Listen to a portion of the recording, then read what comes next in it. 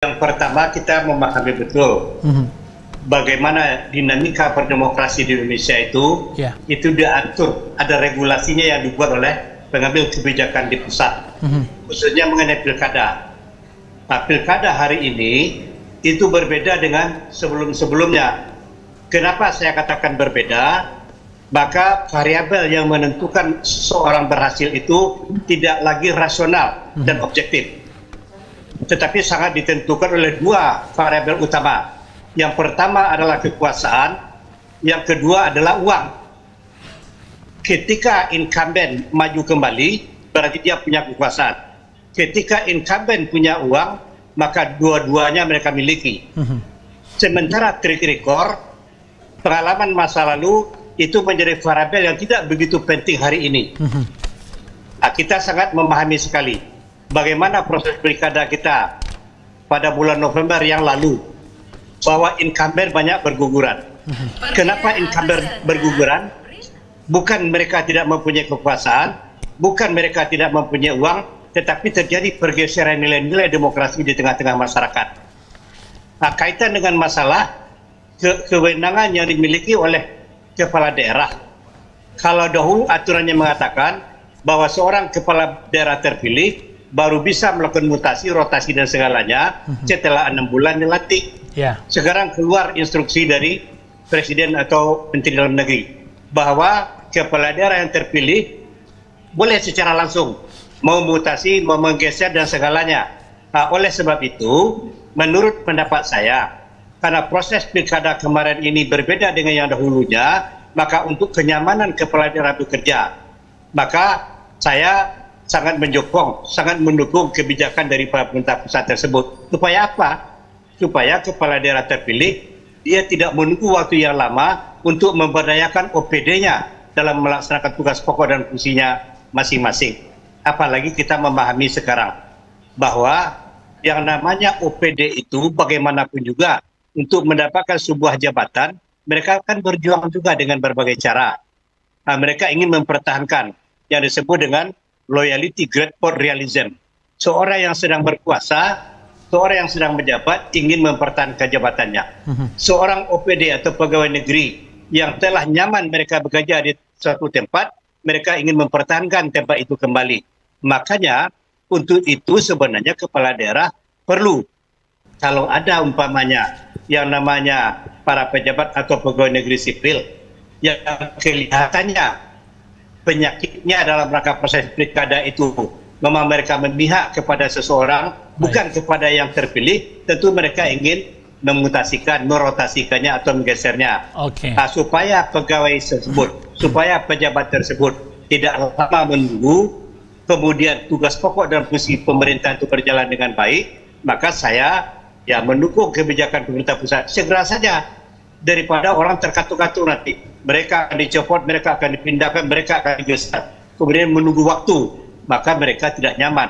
Agar kenyamanan dalam proses penyelenggaraan pemerintah itu bisa tercipta, maka wajar rasanya apabila kepala daerah terpilih yang sudah berjuang begitu lama, begitu berat untuk mendapatkan posisi tersebut, wajar dengan catatan tentunya dipilih-pilih dan pilah-pilah sesuaikan dengan aturan yang ada. Mereka mampu, pendidikannya mendukung, track recordnya bisa teruji dan segalanya. Jangan hanya berdasarkan suka atau tidak suka. Ketika suka atau tidak suka, yang muncul akhirnya adalah pekerjaan tidak terlaksana dengan sebaik-baiknya. Oke, baik. Saya mau mendengar juga statement awal ini kepada Pak Agus Pardi. Bagaimana Pak tanggapannya? Ya. Halo, Assalamualaikum warahmatullahi wabarakatuh. Waalaikumsalam warahmatullahi wabarakatuh. Pak Gados. Halo. Halo, Pak Gus Pardi. Oke. Baik. Kedengaran? Ya, terdengar. Ya, apa yang disampaikan oleh Pak Samsul Rahim, saya juga memberikan apresiasi kepada Menteri Dalam Negeri yang membuat kebijakan baru, karena dari yang sebelum-sebelumnya berbeda apa yang ditetapkan dan diputuskan pada hari ini. di mana dikatakan di berbagai mass media bahwa kepala daerah yang baru dilantik itu bisa langsung melakukan resapel atau penggantian atau melakukan reposisi terhadap jabatan-jabatan yang ada di pemerintahan daerah. Ini tentu sesuatu yang menggembirakan bagi kepala daerah yang bersangkutan. Sebetulnya menurut emak saya, hal ini menurut saya harusnya sudah lama dilakukan. Kenapa? Kita mengaca kepada Presiden, bahwa Presiden dengan ditunjuk dan ditetapkannya Presiden sebagai orang yang memimpin kepala daerah, dia serta-merta membuat kabinet sesuai dengan kewenangan yang mereka miliki, dan harusnya kepala daerah juga sesuatu yang menurut emak saya sama dengan kepala daerah, supaya dia bisa on the track terhadap visi misi yang akan dijalankan. Selama ini memang untuk kepala daerah baru terpilih dan dilantik, dia harus menunggu 6 bulan untuk melakukan resapel kabinetnya. Tentu ini sesuatu yang menjadi sesuatu yang tidak kondusif bagi kepala daerah yang bersangkutan. Karena apa? Karena orang-orang yang akan ditunjuk sebagai kepala OPD tentu orang yang punya visi misi yang sama dengan kepala daerah yang bersangkutan. Sedangkan orang-orang yang terdahulu bisa saja dia bermain politik, ada yang dia mendukung kandidat A, kandidat B, dan kandidat C. Jadi abu-abu. Dan kenyamanan dalam bekerja pun, baik kepala daerah ataupun orang yang akan diresapel pun juga, mereka sebetulnya juga tidak nyaman karena dia sudah tahu posisi.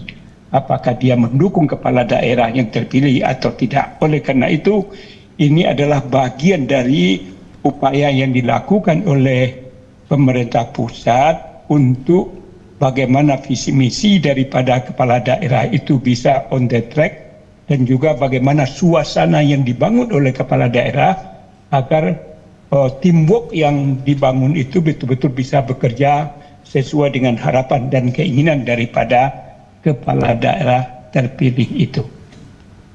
Oke, baik, saya mau dengar juga dari Profesor Asrin Laldi. Halo Prof. Ya, Okta. Apa yang Prof soroti dari kebijakan yang akan segera diberlakukan ini, Prof? Ya, pertama tentu kita harus melihat kenapa birokrasi itu diatur untuk tidak berpolitik ya. Ada undang-undang aparatur sipil negara, kemudian undang-undang terkait dengan kepegawaian, dan semuanya itu sudah tegas mengatakan bahwa birokrasi itu netral dari politik. Nah, terkait dengan apa yang Okta tanyakan, ini kan ada hubungannya dengan bagaimana birokrasi yang punya akses pada kekuasaan, birokrasi punya akses pada anggaran, birokrasi punya kendali pada anggaran seterusnya, yang itu dicari oleh para politisi. Nah, pengaturan-pengaturan seperti itu penting karena kita tahu bahwa dalam konteks politik, apapun sumber daya pasti dimanfaatkan. Nah, oleh karenanya pengaturan itu akan lebih baik memang harus dilakukan ketika menjelang pemilihan. Itu jelas itu. Nah, makanya 6 bulan sebelum pemilihan itu kan dilarang kepala daerah itu untuk melantik, menggeser, merotasi, dan seterusnya ya. Itu sudah tepat. Nah, tapi ketika dia sudah menjadi kepala daerah, dia harus memenuhi janjinya, dia harus bisa mendapatkan orang-orang yang bisa menjalankan program unggulannya yang disampaikan ketika kampanye, itu tidak lagi harus menunggu 6 bulan gitu. Karena bagaimanapun 6 bulan itu bukan waktu yang lama juga. Nah, ada kaitannya 6 bulan itu kemudian baru boleh dirotasi, dipindahkan. Karena bagaimanapun waktu untuk mengerjakan program yang dijanjikan itu juga terbatas gitu. Jadi apa yang dilakukan oleh Menteri Dalam Negeri hari ini ya saya pikir cukup signifikan untuk membangun kembali harapan masyarakat dari terpilihnya seorang kepala daerah melalui orang-orang yang ditempatkannya pada posisi-posisi yang memang bisa mendukung program unggulannya. persoalan apakah dia berafiliasi dulunya, ya itu kan sudah ada pengawasan ketika pemilihan ya, ada apa namanya ya, aparatur sipil negara yang diawasi oleh inspektur, kemudian diawasi oleh inspektorat, diawasi oleh banyak sekali saya pikir mengawasi itu. Jadi tinggal sekarang ini tidak ada, persoalannya sudah selesai, dan sekarang bagaimana kepala daerah itu diberi ruang untuk memilih orang-orang yang bisa melaksanakan apa yang menjadi visi misi dan program yang diatur dalam undang-undang, dan itu harus segera dilaksanakan agar kepercayaan orang kepada pilkada, kepercayaan masyarakat kepada kepala daerahnya bisa dan tidak turun, gitu. Artinya bisa bertambah terus gitu, dan sistem dan mekanisme pemilihan melalui pilkada ini bisa dipercaya gitu melalui orang-orang ditempatkan sesuai dengan kebutuhan melaksanakan program unggulannya.